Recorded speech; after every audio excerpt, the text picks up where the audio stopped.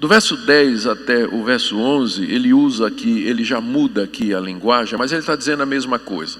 Ele está dizendo que para que os outros tenham vida, é necessário que ele morra.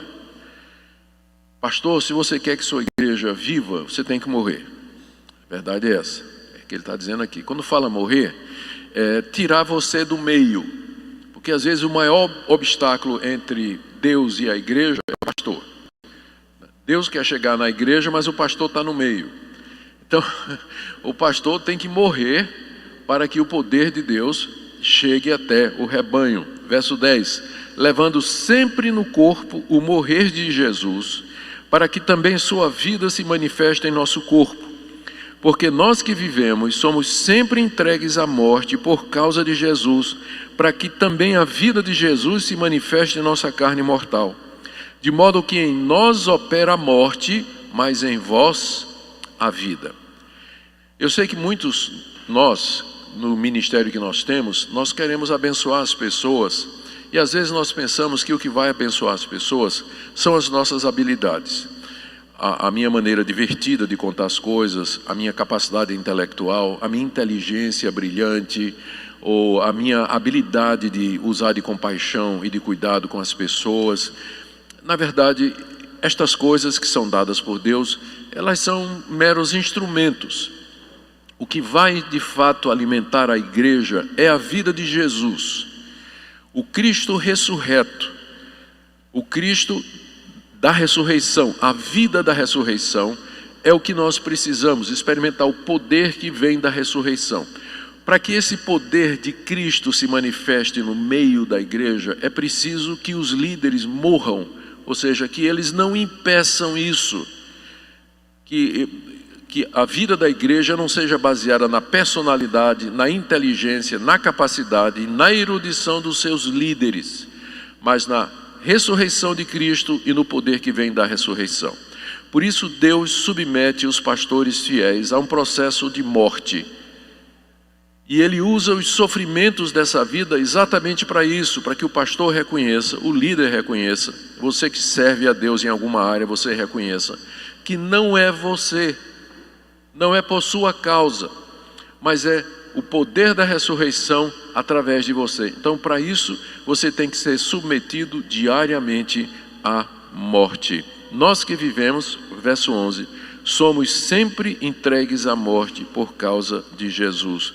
Verso 12, de modo que em nós opera a morte, mas em vós a vida. Está aqui a resposta de Paulo para aqueles que diziam que os sofrimentos que ele passava eram uma prova de que ele não era de Deus. Ao contrário, diz o apóstolo Paulo, toda essa pauleira, essa quebradeira a qual Deus me submete, é exatamente porque Ele, através de mim, quer que a vida da ressurreição de Cristo chegue até as pessoas. Eu tenho que sair do caminho, eu tenho que morrer para que as outras pessoas vivam. Essa morte do pastor, a gente nem sempre quer, né?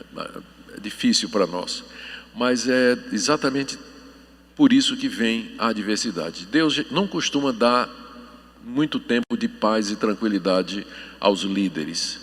Geralmente o líder, ele está debaixo de algum tipo de sofrimento, algum tipo de dor, de angústia, de tribulação, mas não quer dizer que Deus não o ama, e isso não é uma prova, como os adversários de Paulo estavam dizendo, de que ele não era de Deus. Mas a verdade é o processo natural pelo qual Deus leva a sua igreja avante. Foi isso que ele fez com o filho dele. Para que nós pudéssemos ter vida, ele moeu o seu filho na cruz. Então por que vai ser diferente conosco? Se nós queremos ser instrumentos dele para abençoar outras pessoas. Então nós temos que ser submetidos a esse processo do pilão, não é?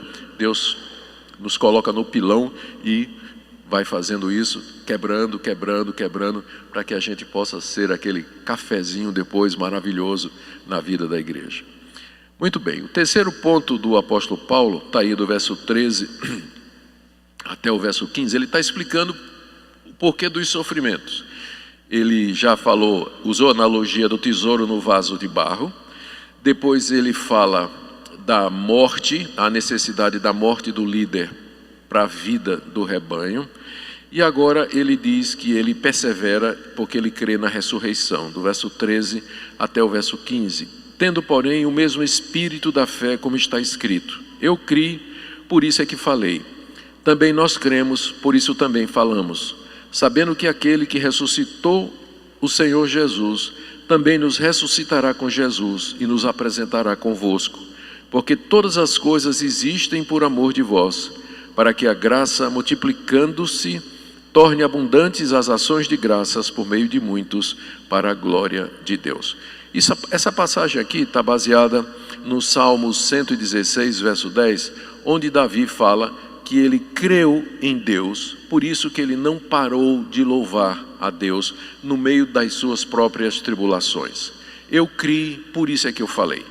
Paulo está se apropriando desse salmo para dizer porque é que ele continua pregando, apesar de tanto sofrimento e perseguição que ele passa. É porque ele creu. E porque ele creu, ele falou. E porque ele crê, ele fala. E exatamente em que é que ele crê que faz com que ele continue pregando o Evangelho apesar de tudo? Vamos ser sinceros aqui. Se eu e você, se nós passássemos 1/10 das provações e dos sofrimentos do apóstolo Paulo, já teríamos desistido do ministério há muito tempo. Teríamos desistido. Mas o que é que levava o apóstolo Paulo a continuar a pregar o Evangelho no meio de tanto sofrimento, tanta dor, tanta dificuldade? É porque ele cria. Especificamente, em que é que ele crê? Está aí no verso 14. Sabendo que aquele que ressuscitou, sabendo aqui é a mesma coisa de crendo. Crendo que aquele que ressuscitou o Senhor Jesus também nos ressuscitará com Jesus e nos apresentará convosco. Paulo cria na ressurreição dos mortos. Ele cria que os sofrimentos desse mundo são desse mundo. Ele cria que na ressurreição dos mortos, Cristo inauguraria um novo céu e uma nova terra, de paz, de justiça, de gozo, de alegria, onde não haveria mais dor nem sofrimento. E exatamente porque ele cria nisso e porque ele vivia na expectativa disso, é que ele suportava os sofrimentos aqui dessa vida. As doenças, as privações, as perseguições, a hostilidade dos seus inimigos, as perseguições, todas as tribulações, porque os seus olhos estavam fitos lá no fim. A esperança cristã sempre é escatológica. Você não vai encontrar Deus em momento nenhum nos confortando na Bíblia com esperanças terrenas ou com confortos desse mundo, materiais, mas sempre a perspectiva é escatológica, olhar para o futuro, aguardar a vinda de Cristo e o novo mundo que virá com Ele. É para lá que nós estamos caminhando, e enquanto isso a pauleira continua aqui conosco. A dor, o sofrimento, a perseguição, a hostilidade, a adversidade e assim por diante. Eu sei que aquele que ressuscitou Jesus, Paulo diz, também vai me ressuscitar com Jesus e vai me apresentar juntamente com vocês diante dele. Porque, verso 15, todas as coisas existem por amor de vós, para que a graça, multiplicando-se, torne abundante as ações de graças por meio de muitos, para a glória de Deus. Essa passagem aqui complicada, ele simplesmente está dizendo o seguinte, que os sofrimentos que ele está passando e faz com que os coríntios orem por ele e deem graças a Deus por ele. E isso no final redunda para a glória de Deus. Isso no final redunda para a glória de Deus, que é o alvo do ministério do apóstolo Paulo. Amém?